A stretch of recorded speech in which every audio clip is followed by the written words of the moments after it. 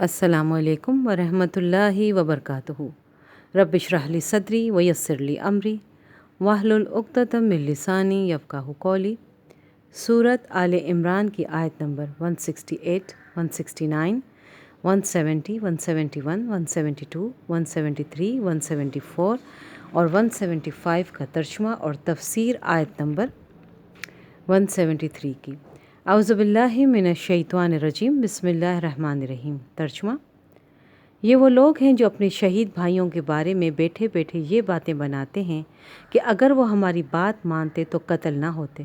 کہہ دو کہ اگر تم سچے ہو تو خود اپنے آپ ہی سے موت کو ٹال دینا، اور اے پیغمبر، جو لوگ اللہ کے راستے میں قتل ہوئے ہیں انہیں ہرگز مردہ نہ سمجھنا، بلکہ وہ زندہ ہیں، انہیں اپنے رب کے پاس رزق ملتا ہے۔ اللہ نے ان کو اپنے فضل سے جو کچھ دیا ہے وہ اس پر مگن ہیں، اور ان کے پیچھے جو لوگ ابھی ان کے ساتھ شہادت میں شامل نہیں ہوئے ان کے بارے میں اس بات پر بھی خوشی مناتے ہیں کہ جب وہ ان سے آ کر ملیں گے تو ان پر نہ کوئی خوف ہوگا اور نہ وہ غمگین ہوں گے۔ وہ اللہ کی نعمت اور فضل پر بھی خوشی مناتے ہیں اور اس بات پر بھی کہ اللہ مومنوں کا اجر ضائع نہیں کرتا۔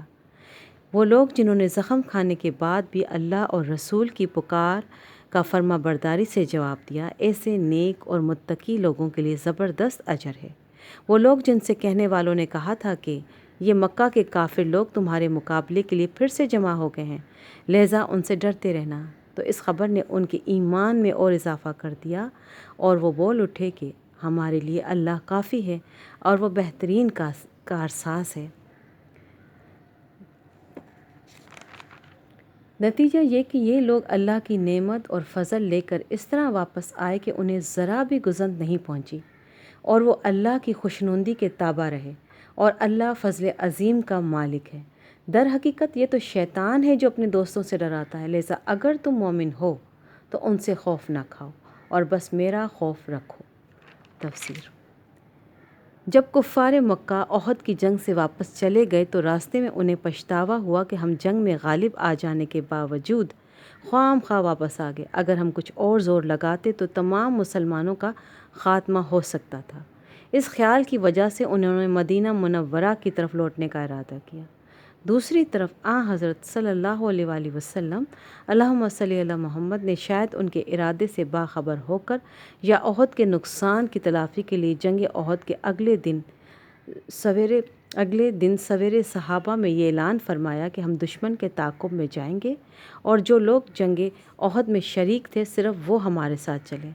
صحابہ کرام اگرچہ احد کے واقعات سے زخم خوردہ تھے اور تھکے ہوئے بھی تھے، مگر انہوں نے حضرت صلی اللہ علیہ وآلہ وسلم اللہم صلی علی محمد کی اس دعوت پر لبیک کہا جس کی تعریف اس آیت میں کی گئی ہے۔ حضرت صلی اللہ علیہ وآلہ وسلم اللہم صلی علی محمد اپنے صحابہ کے ساتھ مدینہ منورہ سے نکل کر حمراء الاسد کے مقام پر پہنچے تو وہاں قبیلہ خزاعہ کا ایک شخص معبد آپ سے ملا جو کافر ہونے کے باوجود آپ سے ہمدردی رکھتا تھا۔ اس نے مسلمانوں کے حوصلے کا خود مشاہدہ کیا، اور جب وہاں سے نکلا تو اس کی ملاقات کفار مکہ کے سردار ابو سفیان سے ہو گئی۔ اس نے ابو سفیان کو مسلمانوں کے لشکر اور اس کے حوصلوں کے بارے میں بتایا اور مشورہ دیا کہ وہ لوٹ کر حملہ کرنے کا ارادہ ترک کر کے واپس چلا جائے۔ اس سے کفار پر رعب طاری ہوا اور واپس تو چلے گئے، لیکن عبد القیس کے ایک قافلے سے جو مدینہ منورہ جا رہا تھا یہ کہہ گئے جب راستے میں ان کی ملاقات حضرت صلی اللہ علیہ وآلہ وسلم سے ہو اللہم صلی علی محمد سے ہو تو ان سے یہ کہیں کہ ابو سفیان بہت بڑا لشکر جمع کر چکا ہے اور مسلمانوں کا خاتمہ کرنے کے لیے ان پر حملہ آور ہونے والا ہے۔ مقصد یہ تھا کہ اس خبر سے مسلمانوں پر رعب پڑے۔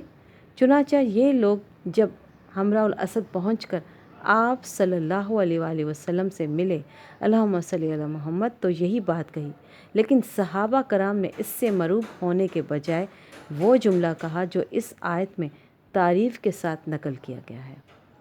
سبحان ربک رب العزت عما یصفون وسلام علی المرسلین والحمد للہ رب العالمین۔